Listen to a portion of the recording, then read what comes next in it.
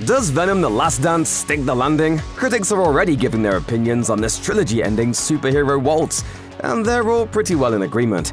The Venom trilogy has been a bit of an outlier among superhero cinema in the era dominated by the Marvel Cinematic Universe. While everyone else is trying to be as epic as possible, star Tom Hardy and directors Ruben Fleischer, Andy Serkis, and Kelly Marcel, who helmed the third entry in the franchise, have really embraced a sense of not taking things too seriously. And so far at least, that unique approach has led to big success for Sony. We learned on Venom 1 that this movie has a really specific and kind of odd tone.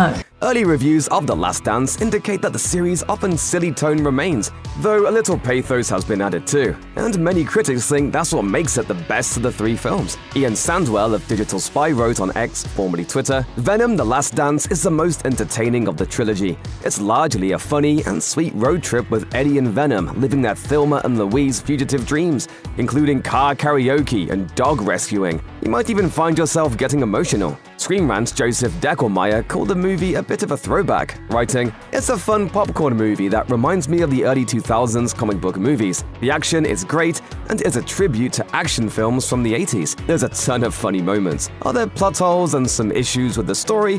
Yes. Is it fun? Also yes." Drew Taylor of The Wrap had a similar take, posting, "Venom: The Last Dance is the best of the Venom movies. The insanity has been ramped up significantly, but so has the heart. It's not perfect, but it's super entertaining. And there's a giant monster that chews people up and sprays blood out of the back of its head.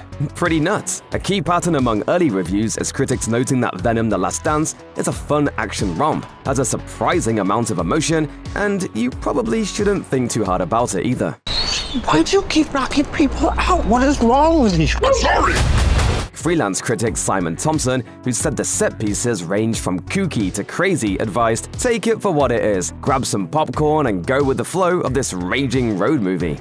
Josh Wilding, another freelance critic, likewise said the movie is far from perfect, but added that the stakes are so much higher and that it's the most cinematic, monumental Venom to date. Comicbook.com's Chris Killian probably put it the most bluntly, writing, "Simply put, Venom 3 is classic guilty pleasure cinema. Turn your brains off and let Venom snack on them." Not every critic who has seen Venom: The Last Dance enjoyed it though, but surprisingly, lots of those who didn't care for it also say it's the best entry in the trilogy. For instance, The Hollywood Handle wrote, "Venom: The Last Dance might not be a great film overall, but it still manages to be the best of this trilogy that wasn't really able to accomplish a lot." The outlet added that the film was a satisfying ending to a trilogy they didn't really live up to its potential, noting that the relationship between Eddie Brock and Venom was the highlight. Cinema Blend's Sean O'Connell was perhaps the harshest of the bunch, seemingly admiring the franchise's go-for-broke attitude while also bemoaning what he also saw as missed opportunities. He wrote, "I think Venom: The Last Dance is the best of the three,